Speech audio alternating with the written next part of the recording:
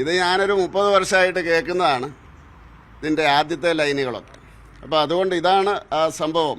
ഇനി കുട്ടികൾ ഇത് ഗീതമായിട്ട് കുട്ടികളുടെ ഗാനമായിട്ടൊരു സ്കൂളിൽ പഠിപ്പിക്കുന്നുണ്ടെങ്കിൽ ഇതിനെന്താണ് കുഴപ്പം? ഇതിൻ്റെ അകത്ത് ഹിന്ദു എന്നുള്ള ഒരു വാക്ക് പോലും പിന്നെ ഞാനിപ്പോൾ അത് വ്യാഖ്യാനിച്ച് ഹിന്ദു ആക്കിയതാണ്. വേണമെങ്കിൽ നിർമാല്യം, അമ്മയെ രാവിലെ എഴുന്നേറ്റ് അമ്മയെ വിളിക്കുന്നതും അമ്മയെ തൊഴുന്നതുമൊക്കെ വീട്ടിലെ മക്കളുടെ കാര്യമായി പറഞ്ഞത്.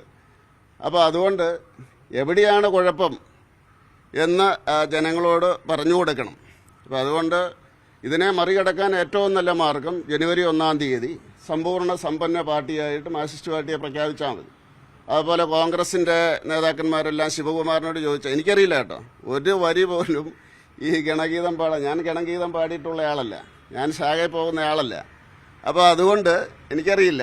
കോൺഗ്രസ്സുകാർ പാടുന്നുണ്ട്, കമ്മ്യൂണിസ്റ്റുകാർ പാടാൻ അറിയാവുന്ന നിങ്ങളൊന്ന് അന്വേഷിച്ചാൽ മതി. അപ്പോൾ ഇതിലെന്താണ് കുഴപ്പം? അത് തന്നെയല്ല ഒരു നല്ല മെസ്സേജാണ്. ഇതെല്ലായിടത്തും BJPക്കാരിനി ഇത് BJPയുടെ സ്റ്റേജിൽ പാടുന്ന പാട്ടില്ല.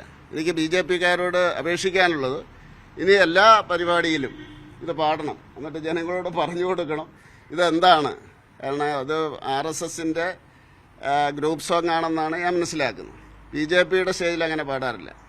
അപ്പോൾ അതൊരു രാഷ്ട്രീയ വിഷയമായതുകൊണ്ട് BJPയുടെ സ്റ്റേജിലും ഇത് പാടണം. ഞാൻ ഇന്ന് നിങ്ങളിപ്പോൾ വിളിച്ചതിന് ശേഷമാണ് ഇതെടുത്ത് വായിച്ചു നോക്കിയത്. അപ്പോൾ ഇതിൻ്റെ അകത്ത് ഈ ഇന്ത്യയെ കുറ്റം പറയുന്നവരെ സമയത്തോളം വലിയ കുറ്റമായിരിക്കും.